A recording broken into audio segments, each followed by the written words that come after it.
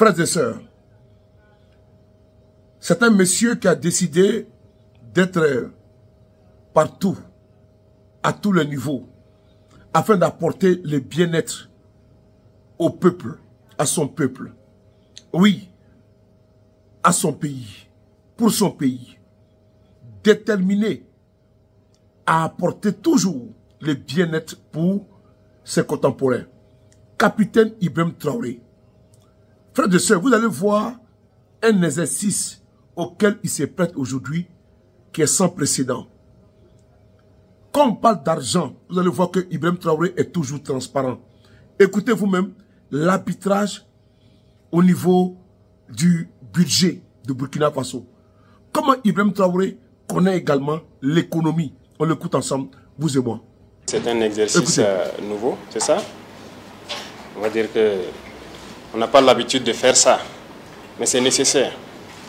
C'est pour qu'on puisse rationner un peu les dépenses de fonctionnement, surtout de nos administrations, et pouvoir réinvestir utilement au profit donc, voilà, de nos masses populaires, si on peut dire. Il y a un certain nombre d'investissements socio-économiques minimum qu'il faudra faire. Partager. Vous allez arriver dans beaucoup de zones, il n'y a pas de forage. Ici à Ouagadougou ou ailleurs, vous voyez comment nos routes sont. Il y a un certain nombre de choses qu'il faut réaliser dans l'urgence pour les populations, surtout dans la reconquête. On ne peut pas aller installer un village qui n'a pas d'eau. Donc, couper 10 millions dans les frais de mission de quelqu'un, vous pouvez trouver que c'est petit, mais ça peut servir à réaliser un forage qui va bénéficier beaucoup aux populations. Donc, les dépenses de fonctionnement, il faut revoir ça. Et les investissements, il faut les voir de manière très structurante. Donc, il y a un certain nombre de projets, même dans l'administration, qu'on est en train de réarticuler. Des projets dont on a pris les dettes il y a longtemps, mais l'objectif visé, on ne voit rien de concret sur le terrain. Et quand c'est comme ça, on arrête le projet, on restructure le projet. Si les structures qui ont donné les prêts ne veulent pas, on abandonne et on passe à autre chose. C'est la même chose qui fait que nous, aujourd'hui, on n'aime pas prendre trop les prêts tant que ce n'est pas structurant. Voilà, il y a des termes assez communs dans les différents projets là, qui ne nous permettent pas de voir quelque chose de structurant. Donc c'est un peu l'objectif. Et aussi, il y a certaines lignes du projet que je souhaiterais en tout cas que vous m'expliquiez, si je pose des questions et tout. Mais beaucoup de lignes, ça concerne surtout le fonctionnement, qu'on va réduire beaucoup. Voilà, donc à vous aussi d'expliquer ça aux différents agents. C'est l'austérité 2025, c'est une année charnière pour nous. On a besoin d'agir de manière tranchante au profit donc de toute la masse populaire. Donc merci et on va aller donc très vite sur certains sujets pour mieux comprendre vos activités. Partagez la vidéo, partagez s'il vous plaît, partagez.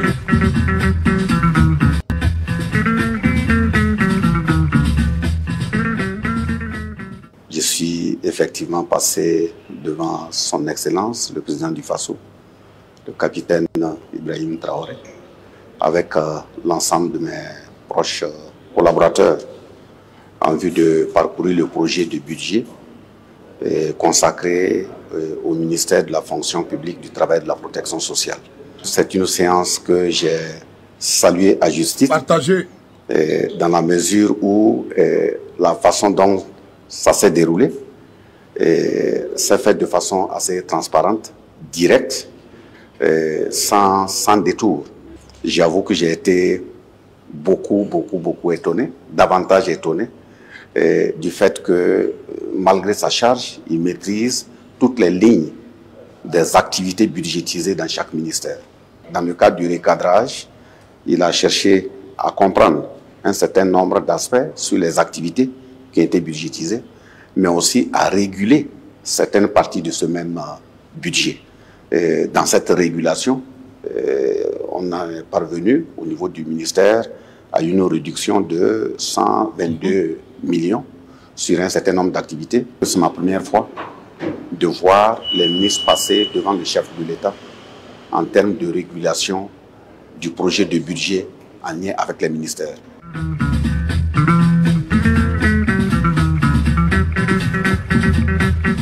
C'était vraiment un exercice très instructif parce que déjà, ça oblige chaque ministre à véritablement regarder dans le détail de son budget. Partagez la vidéo. Pour pouvoir déjà arbitrer et retenir des actions de rupture et surtout des actions qui ont un fort impact. Le chef de l'État a donné des orientations précises d'accorder la priorité aux actions qui ont le plus fort impact sur les citoyens, sur ceux qui sont les administrés de nos départements ministériels.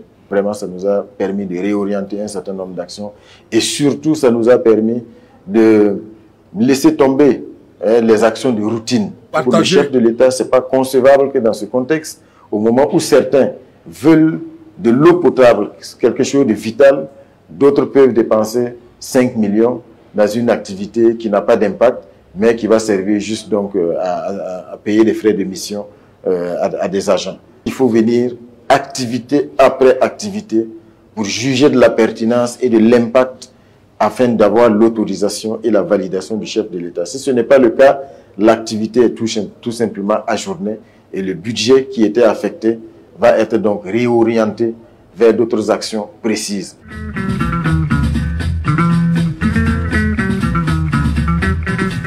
C'est inédit, il faut le reconnaître, que les départements ministériels soient soumis directement à une séance de travail avec son Excellence le Président du Faso et qui définit bien sûr la vision en matière de gouvernance et pour que les budgets soient arbitrés et que les dépenses qui soient inscrites soient validées en dernier ressort par lui avant d'être mis en exécution pour l'année 2025. Cela également est une invite pour nous, les responsables à divers niveaux, pour assurer une bonne gestion des deniers publics, une bonne gestion des ressources publiques et orienter les ressources vers des dépenses qui sont nécessaires, qui sont vitales, surtout dans un contexte de guerre comme le nôtre. Son Excellence nous a rappelé la nécessité d'avoir un budget de guerre qui est axé sur les domaines principaux, les domaines capitaux, les piliers essentiels de la vie de notre nation et donc élaguer les dépenses qui pourraient être reportées ou qui ne sont pas forcément indispensables pour le fonctionnement de notre nation. À travers cet exercice, nous avons pu nous rendre compte de l'attachement de son Excellence au respect et à la bonne gouvernance, à la bonne gestion des deniers publics et il nous a également instruit de mettre en œuvre tout ce qui est à notre possible pour assurer un meilleur suivi possible de la mise en exécution du budget, chacun dans son département concerné.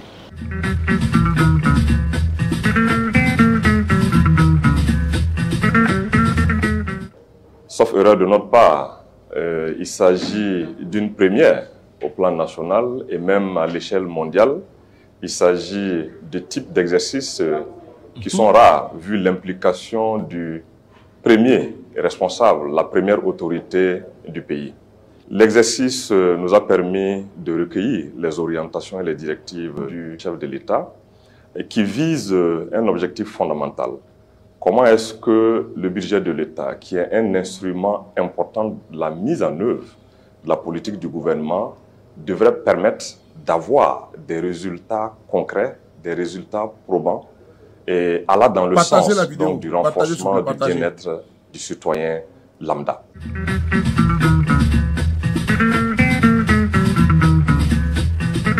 Il nous a instruit de mener certaines activités en collaboration avec l'initiative présidentielle pour le développement communautaire. Il a également instruit de prendre en compte la question de l'assistanat et l'assistanat prolongé, de l'éviter en permettant de prendre seulement en charge les personnes vulnérables pendant une période courte, mais surtout en les faisant travailler, en les faisant produire pour se prendre elles-mêmes en charge. Le chef de l'État a également instruit qu'on puisse suivre et orienter nos directeurs par rapport à l'exécution ou à l'inscription de leur activité, parce que la plupart des cas, les budgets servent plutôt à faire des missions. C'est un exercice qui vient renforcer la vision du chef de l'État, le président du Faso. Cet exercice-là vient contribuer à tous les efforts qui sont faits pour pouvoir faire des économies, faire face à ces besoins urgents, mais également soutenir toutes les initiatives de développement déjà en cours, que ce soit au niveau de la santé, que ce soit au niveau de l'éducation, que ce soit au niveau de l'industrialisation, voilà, de différents secteurs économiques et aussi de l'accélération du numérique pour en faire un levier de développement.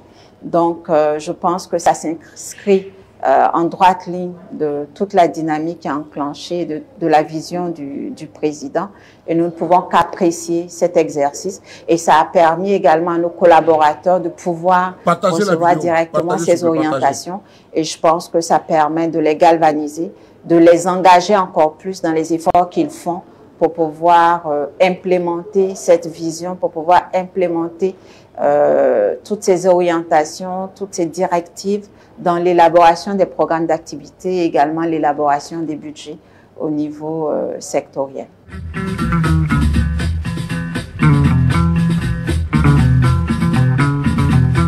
Avant de soumettre le document en séance plénière au Conseil, Son Excellence, le président du FASO, a tenu à ce qu'on puisse avoir ce travail-là d'arbitrage, encore une fois, pour nous permettre de passer en revue la prise en charge correcte des priorités et également de pouvoir dégager des espaces budgétaires en rationalisant au maximum tout ce qui est dépenses de fonctionnement pour pouvoir les réorienter sur les dépenses d'investissement. Surtout, on a arbitré les charges de fonctionnement parce qu'il y avait quelques marges, donc on a essayé de les réduire ces marges-là pour pouvoir, l'économie qu'on a fait, on va réorienter sur nos dépenses prioritaires d'investissement.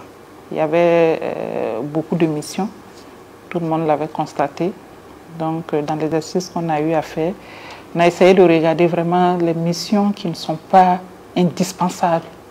Tout ce qui peut être fait sur place, que les agents de la fonction publique puissent le faire au niveau central, et tout ce qui peut être fait par les structures régionales, de concentrer, qu'on leur permette de le faire, n'est pas qu'il y ait ce déplacement, parce que ça engendre des frais, parce qu'il y a les frais de transport, il y a les frais de mission, voilà, pour les logements, les hébergements, la restauration et tout. Donc ça nous a permis quand même de réduire et d'avoir un peu d'économie à ce niveau-là. Il y a également même les missions à l'extérieur. C'est vrai qu'il faut que nous soyons présents au niveau international aussi pour marquer, voilà, notre position.